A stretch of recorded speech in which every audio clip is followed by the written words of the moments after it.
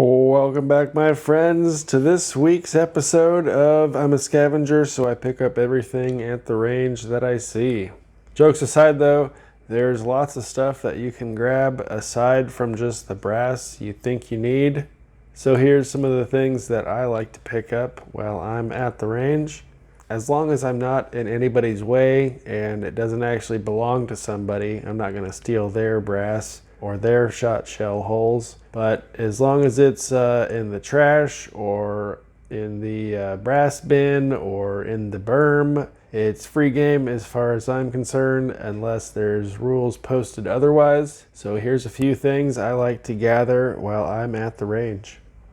I guess we'll just start over here. I shot about 30 rounds, I shot about 50 rounds of 9mm, so I picked those up, but then I picked up probably 50 more that were laying around, so that's very nice. I also found one of my nickel pieces from the Winchester 244 testing we were doing a few months ago, so I got that guy back, woohoo! We also have one piece of 40 Smith & Wesson, a few pieces of 10mm.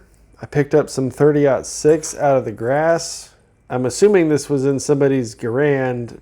Look at these ejector marks here, just totally demolishing the case heads on these. They're all PPU, and I'm just assuming this went through someone's Garand, but these, they do not look good.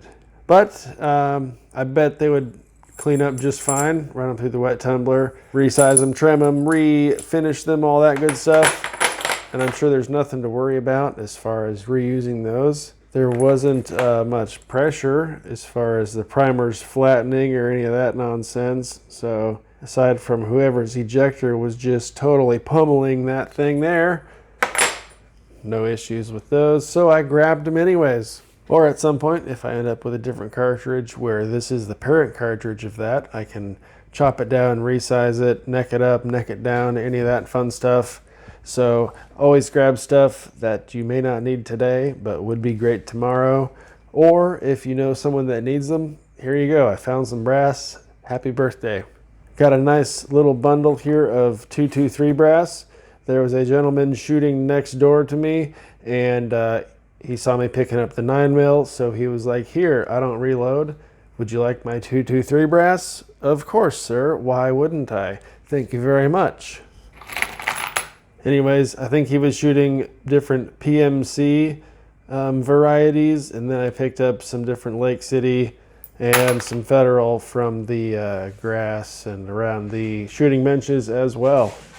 I also like to grab any ammo boxes.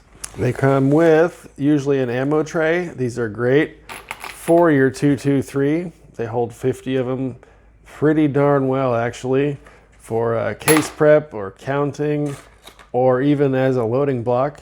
But also, you can open this box up, flip it inside out, and rewrite on it what your load is and store them in your brand new box.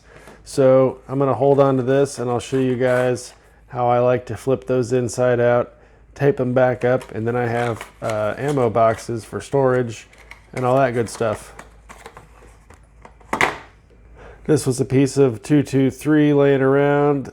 Case head got demolished pretty good and hit by the lawnmower or something, but I'm pretty sure I can chop it down to 300 blackout or toss it into the scrap bin for the recycling. But anyways, you know, a lot of people would pass on that, but it looks like a piece of 300 blackout to me, especially because I know that it's a case head that works for that. And with this week's shot shell sorting, I listened to lots of your recommendations, checked out some other channels and such, and only went for specific holes. So here we have the Remington STS. We have a Remington high velocity something something, and these are all the one-piece holes. You guys were explaining how there's a little cup inside here. Went and did some research, very interesting stuff. So now I know what to look for. Remington Gun Club, another good one. This one's a Remington with like a copper washed sort of brass there. And I think this is a two-piece hole, but it still feels fairly malleable. So I'm going to grab some of these here, and if we need to, we can get rid of them. Who knows? Here we had some Browning, Dove, and Clay 12 gauge holes. Again, this is a two-piece design, but the holes themselves feel fairly malleable and definitely reusable for at least a shot or two. So we'll hold on to these unless I hear otherwise about them. We had a good amount of the Winchester 20 gauge. These are obviously the two-piece design, but they're better than nothing, as they're pretty much the only thing I've seen around for 20 gauge.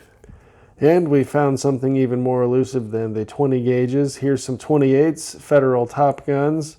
Very nice for the 28 gauge. I don't even own. Super cool. I grabbed those anyways because, you know, I know they're more rare. Better hold on to them. And we found a few dozen more of the Winchester AA 410s. So these do feel like they're very hardened. They are going to crack very easily. But I grabbed them anyways. They're about the only 410s I've seen laying around. And these have not been wet like the ones we found a little while back. So these have all been, they're nice and dry, ready for storage. Lots of 410s laying around, so I grabbed them up. And again, I don't specifically shoot a 410 at this time, but I can hold on to it for barter, for trade, for something that I do use. So it's always great to grab things that are, you know, more sought after, more rare than your normal 12 gauge, whatever variety. 410 of any type, I bet, is better than no 410 at all. And finally, we spent about 25 minutes digging out of the berm.